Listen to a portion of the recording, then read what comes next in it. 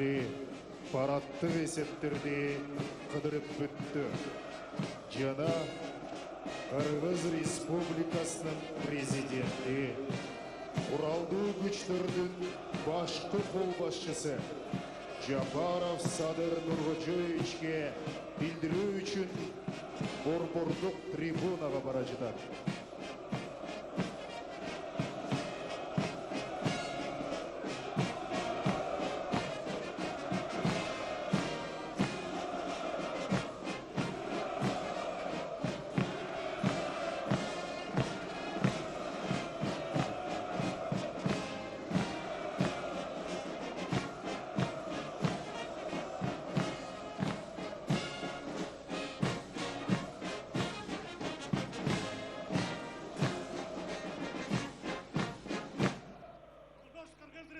Республикасының Уралдуу күчтөрүнүн улуу кол башчысы Кыргыз Республикасынын эгемендүүлүгүнө 30 жылдыгына арналган парад даяр.